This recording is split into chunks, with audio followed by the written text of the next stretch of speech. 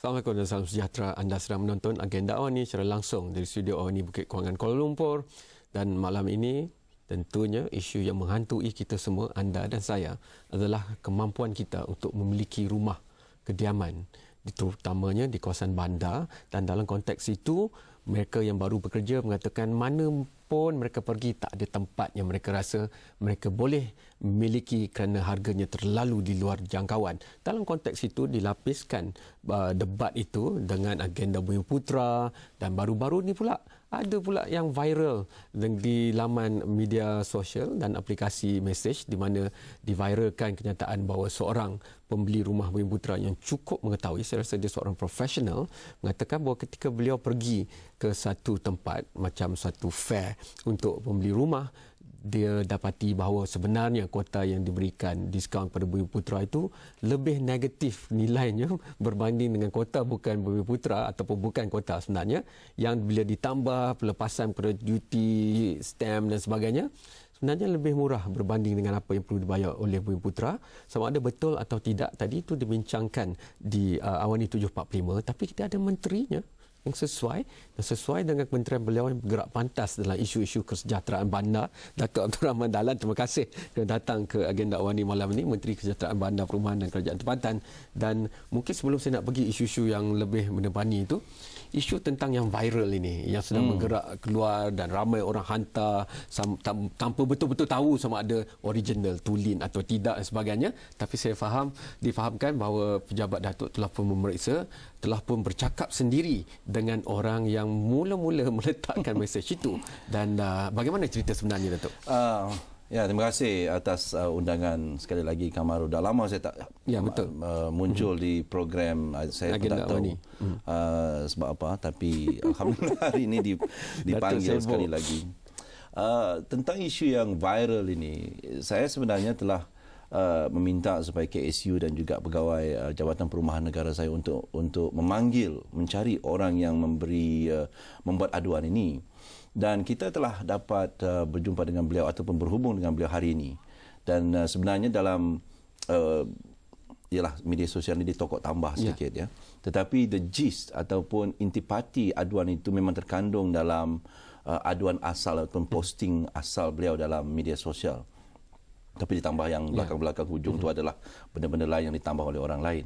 Tapi gistnya ialah entry cost. Dia sebut tentang entry cost, iaitu untuk memiliki sebuah rumah walaupun diberikan diskaun yang memang diberikan kepada Bumiputra, tetapi oleh kerana pemaju perumahan itu meletakkan banyak sangat pembayaran, terutamanya tentang stamp duty, legal fees dan sebagainya itu, sedangkan yang bukan Bumiputra itu diberikan pelepasan. Akhirnya kira-kiranya itu di hujungnya itu sebenarnya Bumiputra itu terpaksa membayar lebih untuk memiliki rumah tersebut. Jadi kita telah mendengar keluhan beliau dan kita ingin ingatkan kepada pemaju perumahan bahawa kita telah buat satu di bawah, baru-baru ini saya telah umumkan sejak saya memegang menteri ini, iaitu semua freebies yang diberikan percuma itu mesti dilaporkan dan diberitahu kepada semua pihak. Jadi tidak ada seorang pun yang merasakan dia dianaktirikan. Jadi syarikat ini saya rasa terlupa tentang peraturan yang telah kita buat awal tahun ini, bahawa beliau mesti meletakkan stamp duty free itu mesti. Jadi semua orang pembeli dapat mengetahui. Jadi tidak ada yang dianaktirikan. Dalam konteks itu ya, Datuk, saya rasa antara sebab kenapa mesej itu viral adalah isu ini dekat di hati rakyat sebenarnya. Isu rumah mampu milik ini tentunya mampu milik berbeza ikut pendapatan masing-masing, tapi secara keseluruhannya manusia yang hidup di bandar terutamanya ini isu besar. Kerana kalau tidak, mereka terpaksa berbelanja lebih untuk bergerak rumah ke tempat kerja, balik dan sebagainya. Dalam konteks itu, saya nak ambil bahagian Bumiputra itu dulu. Kerana kita tahu statistik menunjukkan bahawa 70% dan lebih penduduk Malaysia akan berada di kawasan bandar. Dan isunya pertamanya di kawasan bandar. Sekarang kita melihat Greater Klang Valley misalnya, tapi saya rasa Kota Kinabalu pun tidak jauh di belakang dalam konteks itu dengan pembangunannya pesat. Jadi memang sudah dibicarakan sebelum ini, tapi dengan laporan baru-baru ini dan persatuan yang namanya besar seperti REHDA mengatakan bahawa kota ini kadang-kadang juga tidak bagus, kata mereka, kerana Kalau kawasan itu dijinjang, maka Kota Bumiputera itu mungkin tak relevan kerana tak ada Bumiputera yang nak duduk dijinjang. Tapi saya tanya eksekutif muda yang lebih Gen Y berbanding saya di Ashraf Wani ni, Dino tadi, dia kata bagi dia itu tak penting. Dia orang muda, harga tu paling utama. Tempat tu negotiable ataupun dia tak memilih sangat. Jadi dalam konteks itu pandangan Datuk lah hal ini, kerana jika Persatuan Suci Reda melihat kota itu dalam aspek itu, maka saya berpendapat bahawa tentunya ada gerakan-gerakan yang perlu dilakukan bagi mewakili kepentingan kebanyakan pembeli yang tidak berpersatuan. Mereka tidak unified atau tidak bersatu. Saya menghadapi masalah rumah terbengkalai sejak 97. Sampai sekarang masalah untuk menghimpunkan semua pembeli ini kerana masanya yang lama, ada yang sudah meninggal dan warisnya berbeza, ada yang sudah berpindah dan sebagainya. Jadi mewakili kepentingan pembeli dan bakal pembeli masih terletak di Kementerian Datuk sebenarnya. Betul. Isu perumahan ini sebenarnya bukannya boleh dilihat dari segi isolasi, aspek in isolation, ya. Dia kena tengok secara holistik, secara menyeluruh. Tapi biar saya komen dulu tentang jinjang tadi. Sebenarnya kita telah membuat keputusan bahawa pemaju perumahan tidak semestinya perlu membuat rumah kos rendah atau mampu milik itu di kawasan perumahan kos tinggi tersebut. Mereka boleh membuat rumah mampu milik itu di kawasan lain. Kita bagi flexibility kepada mereka. Tapi seperti mana yang Kamaru kata tadi, kalau jinjang pun jinjang lah. Apa nak buat, di situlah dia nak buat, di situ ada tanah dia, maka kita buat. Soalnya sekarang ialah, berapa banyak rumah mampu milik yang dibina di negara kita ini. The problem ialah demand and supply, Kamaru. Kalau you pemaju perumahan, dan you ada, katalah ada sebidang tanah nak dimajukan, dalam keadaan sekarang demand begitu tinggi, sudah tentu insentif untuk membina rumah mampu milik itu tidak wujud. Sebab keuntungannya jauh lebih besar kalau menjual rumah yang berharga RM1 juta, RM2 juta. Jadi akhirnya nanti harga itu yang dibina itu akan rumah yang yang kosnya tinggi, berharga tinggi. But here's the thing, there's a buyer. So apa yang saya buat ialah, saya bincang dengan Yang Berhormat Perdana Menteri. Selama ini ialah kita melihat dari segi demand. Kita cuma nak mengurus demand ataupun permintaan dengan menaikkan interest rates, dengan mengenakan loan to value. You tak boleh pinjam sampai 70%. Jadi kita bermain dengan polisi-polisi instrumen monetary finance, fiscal policy untuk mengekang demand. Nampaknya tidak begitu berjaya. Sebab itu saya minta kalau boleh bincang dengan Yang Berhormat Perdana Menteri. Sementara kita mengurus demand, kita juga harus urus supply, penambahan ataupun bekalan. Sebab itu kita wujudkan Prima. Kita ada SPNB, kita ada syarikat-syarikat, even Felda sekarang ini, kalau boleh masuk Lembaga Tabung Haji, Perda, banyak lagi agensi kerajaan, persekutuan yang telah dikerahkan untuk membina sebanyak mungkin rumah mampu milik di seluruh negara. Dan apabila demand bekalan itu bertambah, law of economics will apply. Akhirnya nanti harga itu akan lebih stabil. Saya perlu pergi rehat yang pertama, Datuk. Tapi apabila kembali, kerana dalam laporan Reda ni, mereka mengatakan bahawa setinggi sehingga 56% rumah yang tak terjual Kota Bumiputera itu. Tapi saya nak hubungkan itu dengan apa yang Datuk katakan itu, kerana kalau hanya langkah kewangan, maka ia hanya mengawal satu aspek. Tapi penstrukturan kawasan penempatan dan tempat kerja, contoh terbaik itu Singapura lah, dalam konteks itu dari masa dulu. Tapi di masa kini, ia juga perlu mengambil kira pola dan trend kehidupan di bandar dan kesejahteraan bandar itu. Itu saya nak minta pendapat Datuk selepas ini, kerana tak semestinya semua orang nak duduk dekat dengan tempat kerja. Kalau kualiti hidup di tempat yang mereka nak tinggal itu lebih baik, mungkin mereka sanggup untuk bergerak di antara tempat kerja setengah jam atau 1 jam. Itu saya nak minta pandangan Datuk, kerana dalam merangka polisi untuk kesejahteraan masyarakat kita sampai 2020 dan sebaliknya, sehingga melampaui itu, maka kita perlu memikirkan perkara-perkara besar ini sekarang. Kerana kalau tidak, siapa pun menteri yang masuk akan melihat dan mereka melawan api. Always fighting fire. So perancangan masa depan, saya nak kaitkan itu bukan saja dengan kaedah kewangan, tetapi juga dengan pengurusan tanah. di mana ada lagi tanah kosong yang mungkin tidak produktif, yang boleh difikirkan gunanya bukan saja untuk perumahan tapi pembangunan bercampur yang juga boleh mewujudkan keusahawanan dan sebagainya. Itu saya jadikan sikitlah curi daripada aspek perbincangan pra-bajet yang akan berlangsung hebatnya di Awan News 10 Oktober untuk saya kongsikan bersama dengan Datuk selepas ini.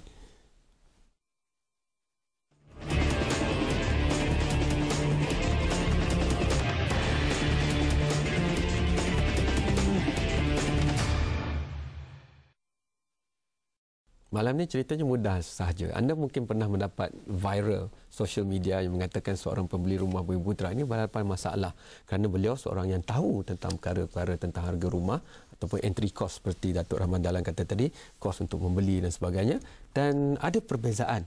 Dan perbezaan itu sebenarnya tidak memberikan kelebihan kepada Bumiputera seperti yang dikendaki oleh undang-undang meletakkan kota itu, tapi sebaliknya. Tapi kita sudah maju untuk bercakap tentang perancangan yang lebih besar. Kerana masalah ini bukan hanya masalah tentang satu syarikat pemaju ataupun beberapa bank yang akan memberikan pinjaman dan sebagainya. Saya nak melihatnya dalam konteks lebih besar.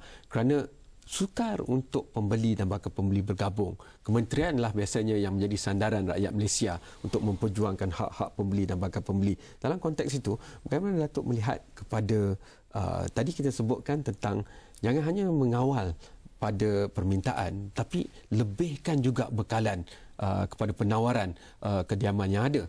Sementara menunggu itu berlaku dan untuk pasaran bebas ini bergerak memberikan keseimbangan itu, sementara itu Datuk, bagaimana boleh kita fikirkan jangka masa sederhana dan panjang tentang pengurusan sumber yang kita ada, tentang perancangan bandar, simpanan tanah yang mungkin tidak produktif boleh difikirkan untuk perkara ini, dan bukan sahaja ada sejuta pembeli rumah maka binalah sejuta, tetapi sejuta pembeli rumah ini selepas beli itu akan memikirkan kualiti hidup mereka.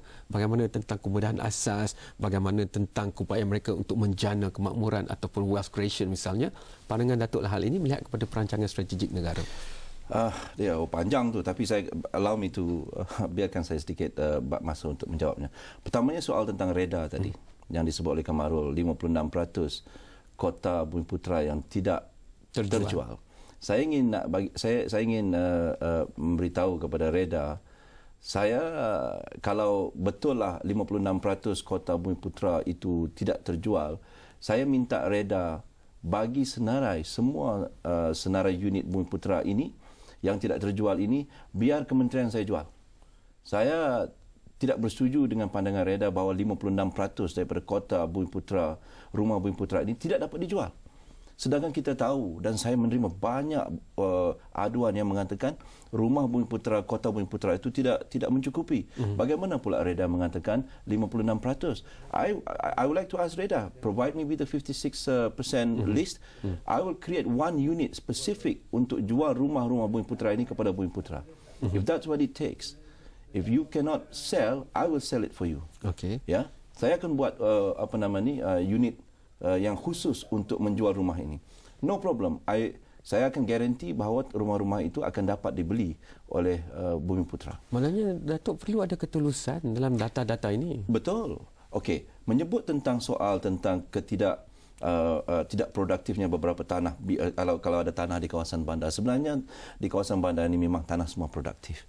Saya mempunyai masalah sebab untuk saya sediakan rumah mampu milik ini sudah tentu ianya mesti berada di bandar. Okay. Dan there's no land in the city anymore. Saya nak bagi tahu kepada rakyat Malaysia bahawa semua bandar-bandar yang kita telah kaji, bandar-bandar besar, memang tidak ada lagi tanah-tanah kerajaan yang boleh diberikan begitu saja. Kita kena korbankan tujuan tanah itu mungkin untuk sekolah, mungkin untuk bomba masa hadapan dan pengangkutan awam dan terpaksa diberikan kepada perumahan.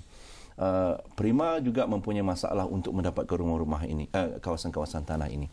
Sebab itu timbul cadangan saya untuk Yang Amat Berhormat Perdana Menteri untuk bajet ini nanti ialah saya meminta kepada beliau supaya diberikan dana yang mencukupi untuk kementerian saya untuk mewujudkan tabung tanah ataupun land bank. Di mana kalau bagilah contoh 1 bilion ringgit. Jumlah ini akan saya gunakan untuk membeli rumah tanah-tanah swasta ataupun tanah-tanah kerajaan dibeli oleh Jabatan Perumahan Negara untuk saya siapkan land bank. It may not be for now, but 5 years from now. Mungkin kawasan-kawasan yang bukan lagi menjadi city center at the moment, but 10 years from now, city itu akan ni. Jadi tanah-tanah ini dikhususkan hanya untuk perumahan mampu milik. Saya bagi tahu kepada Kementerian Keuangan bahawa kalau pelaburan yang dibuat untuk membeli tanah ini, sudah tentu nilainya tidak akan susut kerana harga tanah sentiasa meningkat.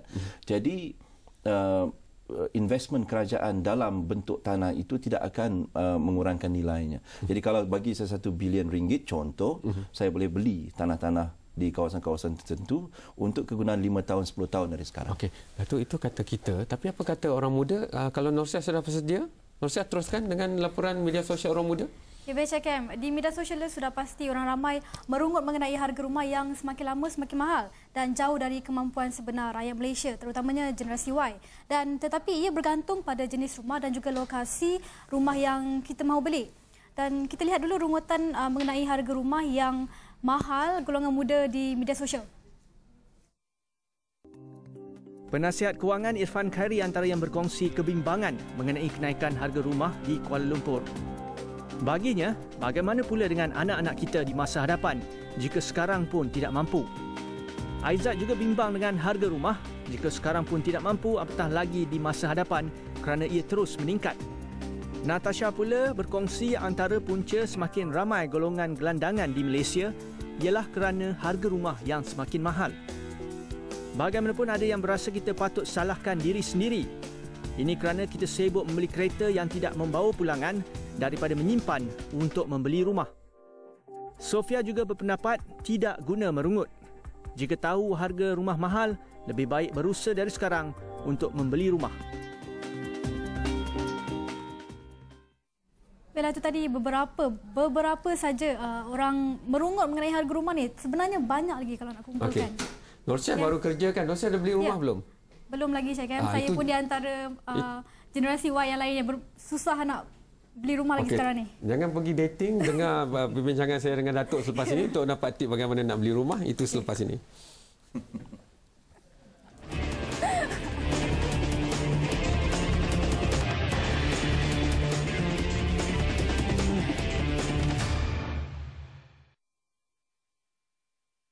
Rakan saya yang muda-muda di Astrawani, dan di Astrawani ini 70% lebih muda daripada saya, Gen Y.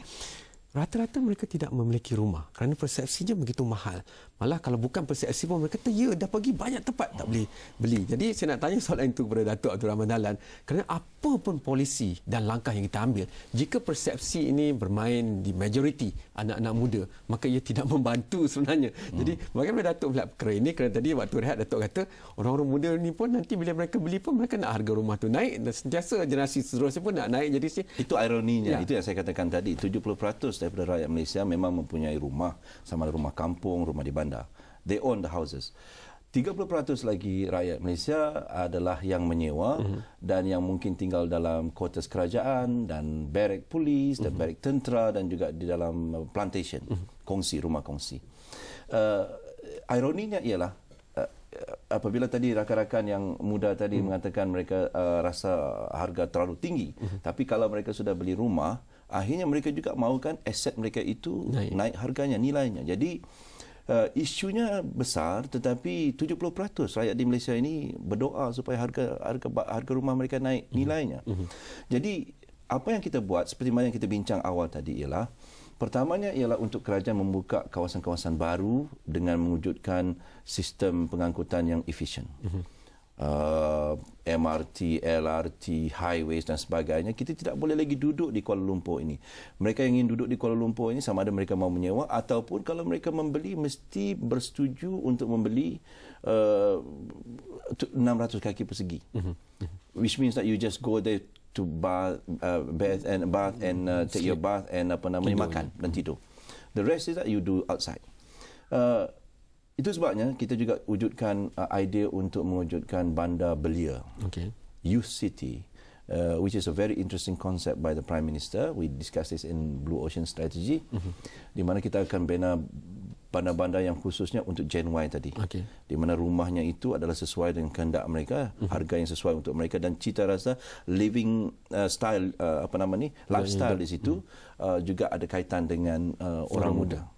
Jadi that's one way to do it. Other than that, selain daripada itu, saya juga berpendapat bahawa kalau kita terlalu awal, umur masih 20 tahun, bukanlah saya nak katakan tak boleh beli rumah, but please consider renting as an alternative pada awal permulaan kerja masing-masing. Sebab renting is actually giving you more flexibility. Assuming you kerja dekat Shah Alam sekarang, kalau you dapat kerja baru dekat Johor Bahru, ataupun dekat Ampang, you need to move to another city. Kalau you beli rumah awal dalam kerjaya anda, mungkin susah untuk anda keluar dan take advantage of potential jobs, better offers other places. Tapi itu bukan bermakna saya tak minta mereka beli. I'm just saying that renting is not such a bad idea when you have not belum berkeluarga dan sebagainya. Saya suka Datuk cakap pasal tabung tadi. Tabung tanah misalnya. Land bank, ya. Kalau kita boleh buat untuk amanah saham nasional, amanah saham gemilang, dan itu naik turun ikut pasaran saham. Tapi macam Datuk kata, kalau kita ada satu skim nasional untuk mengumpul duit orang-orang muda ni, untuk masuk dan mereka meletakkan sebahagiannya hanya untuk pelaburan masa depan. Mereka tahu mereka tak memiliki sekarang, mereka sewa dulu, tapi mereka tentunya ada wawasan, nak berkeluarga, nak ada anak dan sebagainya. Jadi dalam masa 5, 7, 10 tahun, apa yang mereka laburkan itu sudah boleh membolehkan mereka secara automatik kerana nama sudah ada, Kementerian Datuk boleh mengenal pasti. Good idea. Terus masuk. Betul. Itu the variation of the tabung tadi yang saya katakan tadi, kerajaan yang beli. Kalau mungkin kita boleh wujudkan satu tabung yang mana macam amanah, tabung amanah, orang beli dan kita tabung amanah itu membeli rumah tanah tersebut. And 5 years time, I think it's a good idea. I am completely in agreement. Datuk bawa ni ke kabinet ni? InsyaAllah saya akan bawa. Satu lagi yang mungkin kita boleh buat ialah, saya sebut tadi tentang pemaju perumahan yang mungkin melewatkan sedikit delay untuk membuat rumah mampu milik tadi ataupun low cost ini, disebabkan dia tahu walaupun dia terpaksa buat, setiap kali dia akan buat dia akan rugi sebab dia terpaksa subsidize yang high cost tadi. Sebab itu dia ada tanah tapi dia tak buat lagi komitmen dia untuk buat rumah mampu milik. Ya. Saya juga ingin cadangkan dalam kepada yang amat berhormat Perdana Menteri nanti ialah untuk kementerian saya membeli ataupun mengambil tanah tersebut dan biar saya yang bina rumah mampu milik tersebut. Yang penting sekarang ni tapaknya sudah ada. Jadi kalau mereka boleh nak lepaskan komitmen mereka itu, serahkan tanah itu kepada kami di Jabatan Perumahan Negara dan mungkin kita boleh Datuk, 1 minit terakhir ni, saya selalu, Datuk pun tahu, ingin melihat juga pandangan dari Borneo. Pandangan kepada masalah ini kalau kita lapiskan di Kota Kinabalu. Kota Kinabalu, the second most expensive city in terms of housing. Tak lama berjangkit ke Kota Belud. Dia berjangkit ke Kota Belud. Sabah sekarang ini memang populasinya agak migration daripada rural ke urban area ni is phenomenal. Bukan saja di Sabah, malah di seluruh negara. Macam Kamaru kata tadi, 70% orang Malaysia sekarang ini duduk dalam kawasan perbandaran. Jadi banyak isu. Sabah tidak terlepas daripada kawasan ini. Tapi saya nak bagi makluman bahawa di bawah Jabatan Perumahan Negara, saya bina lebih banyak rumah mampu milik di kawasan Sabah dan Sarawak lebih daripada negeri-negeri. Minta maaf lah. Tak apa, kita sebab pandangan saya ialah Sabah dan Sarawak itu memerlukan rumah mampu milik yang jauh lebih mendesak daripada kawasan di Semenanjung ini. Saya sentiasa bersetuju dengan perkara-perkara seperti itu, tapi anda boleh memberikan pandangan anda sendiri. Saya lepas ini nak curi masa Datuk sebagai seorang pembeli rumah yang tak siap-siap, tapi itu tak apa, telus beritahu di sini. Anda boleh hantarkan pandangan sendiri kerana jelas daripada seperti mesej viral itu, Kementerian Datuk hari ini telah pun mengenal pasti siapa yang mula meletakkan mesej itu, kesahihannya dan apa sebenarnya mesej yang asal.